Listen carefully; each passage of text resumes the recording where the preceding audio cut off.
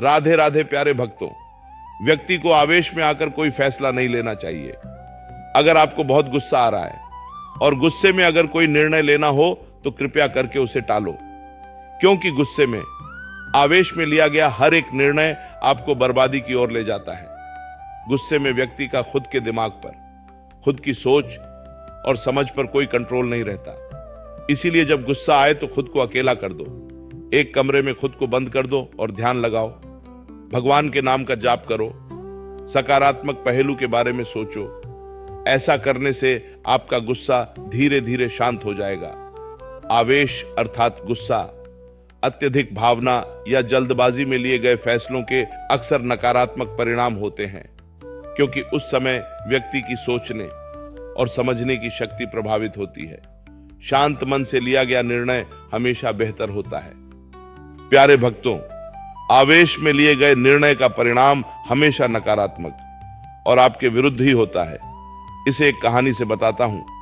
एक समय की बात है, एक नदी के किनारे एक कछुआ और एक केकड़ा रहते थे। वे दोनों गहरे दोस्त थे और नदी के पास स्थित जंगल में वो रोजाना खाने की तलाश में जाते थे। एक दिन उन्हें जंगल में एक विशाल और स्वादिष्ट आम का पेड़ दिखा। कछुआ शांत स्वभाव का था। उसने धीरे से केकड़ा को कहा, दोस्त, यह पेड़ बहुत बड़ा है, चलो इसे मिलकर काटते हैं और फल बांट लेते हैं। केकड़ा स्वभाव से बहुत आवेशी और लालची था। वह तुरंत गुस्से में आ गया और चिल्लाया कि मैं क्यों बांटूं? यह पेड़ तो मैंने पहले देखा है। मैं इसे खुद काटूंगा और सारे फल अकेले ही खाऊंगा। केकड़े ने कछुए की बात को अनसुना कर दिया और आवेश में आकर अपना नुकीला पंजा पेड़ की जड़ पर मारना शुरू कर दिया। यह देखकर कछुए ने उसे समझाया कि तुम आवेश में हो मित्र, तुम्हारा पंजा सिर्फ पत्थरों को काट सकता है, लकड़ी को नहीं।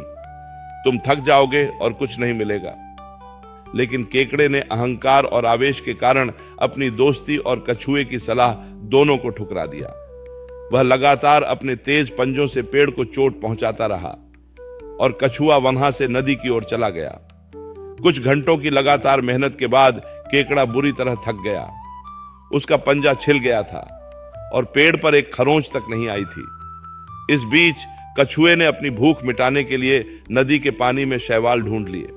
शाम होते होते भूखा और थका हुआ केकड़ा वापस नदी के पास आया। उसे अपनी आवेशपूर्ण गलती का एहसास हुआ। उसने आवेश में आकर न केवल अपना समय बर्बाद किया, बल्कि अपने दोस्त की अच्छी सलाह भी नहीं मानी, जिसके कारण वह भूखा रह गया। प्यारे भक्तों, कछुए और केकड़े की यह कहानी हमें यह सीख देती है कि आवेश में लिया गया फैसला कभी सही नहीं होता। आवेश हमारी बुद्धि को ढक लेता है और हमें सही और गलत में अंतर करने से रोकता है। शांत मन से विचार करने पर ही सही समाधान मिलता है। शांत मन से लिए गए सारे निर्णय सही और आपके पक्ष में होते हैं। भक्तों, में तुम्हें एक ऐसे राजा की कहानी बताता हूं कि जो स्वभाव से बिल्कुल शांत और बुद्धिमानी थे। उनका नाम था राजा कीमती राम और उनके राज्य का नाम था रत्नगढ़। एक बार राजा कीमती राम के पड़ोसी राज्य के राजा, जो थोड़े अभिमानी थे, ने रत्नगढ़ पर हमला करने की धमकी दी। उन्होंने एक संदेश भेजा कि यदि तुम अपनी आधी संपत्ति और अपने सभी घोड़े हमें नहीं दोगे तो हम कल तुम्हारे राज्य पर हमला करके उसे नष्ट कर देंगे। इस संदेश को सुनकर सभी दरबारी और सेनापति आवेश में आ गए। एक सेनापति ने तुरंत तलवार निकाली और कहा कि हमें अभी उन पर हमला कर देना चाहिए, उनको सबक सिखाना होगा।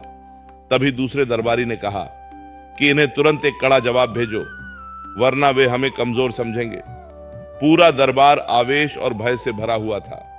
हर कोई जल्दबाजी में कोई कठोर कदम उठाने की सलाह दे रहा था। राजा कीमती राम ने सबको शांत रहने का इशारा किया। उन्होंने गहरी सांस ली और शांत मन से स्थिति का विश्लेषण किया। राजा ने सोचा कि अगर हम तुरंत हमला करते हैं तो हमारे पास तैयार होने का समय नहीं है और हमारे सैनिक कम हैं। इससे हमारा नुकसान निश्चित है और अगर हम उनकी मांग मान लेते हैं तो यह हमारी कमजोरी होगी और वे भविष्य में हमें और परेशान करेंगे। राजा ने किसी भी आवेशपूर्ण प्रतिक्रिया से बचने का निर्णय लिया। राजा ने अपने दूत को एक शांत और कूटनीतिक संदेश के साथ पड़ोसी राज्य भेजा। भक्तों, क्या आपको पता है कि उस संदेश में क्या लिखा था? उस संदेश में लिखा था, कि हम शांति प्रिय हैं और युद्ध नहीं चाहते।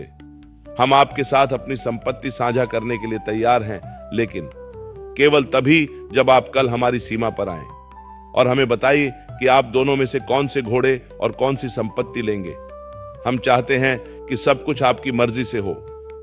यह संदेश सुनकर पड़ोसी राजा, जो यह उम्मीद कर रहे थे कि कीमती राम डरकर या गुस्से में आकर तुरंत हमला करेंगे या उनकी मांग मान लेंगे, यह संदेश पराजकर हैरान रह गए।